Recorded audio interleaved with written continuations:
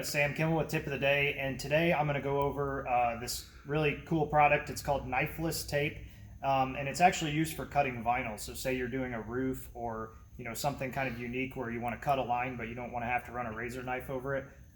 This is a product that we actually use. So I'm going to show you how this works real quick. Pretty much what it is, it's a piece of filament behind this real thin, it's like almost like a vinyl tape, I would say. And so you'll find whatever line you want, and we're actually going to do a little overlay on this headlight. We don't want to run a razor knife against the headlight, so this is the best way. And we just get a nice line, just like your pinstriping.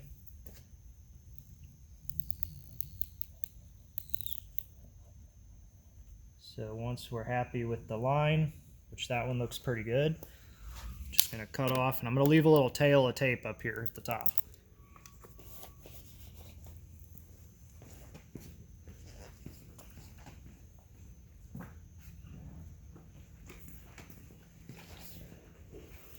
Alright, so I got some vinyl, and it's sort of a color match. We actually used it to do this piece down here. I just thought I would demonstrate this tape while I was at it. So it doesn't match perfect for this, but this will give you an idea of how the tape works. So that's really the reason we're doing this.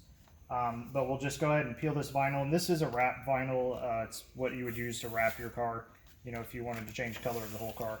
And that's what we would use to do something like this. So I'm just going to kind of get it centered up where we want it. And since this is really flat, we actually don't need any heat or anything like that on it. And I will just come push this around. Get all the air bubbles out. And I'm going a little faster than I normally would just so I can show you guys. But it's pretty simple stuff here. So there it is. I'll kind of push down where it goes. You can see where that tape is. I'm going to push it kind of nice and tight right around that edge where that tape's at. And then here's the cool part. So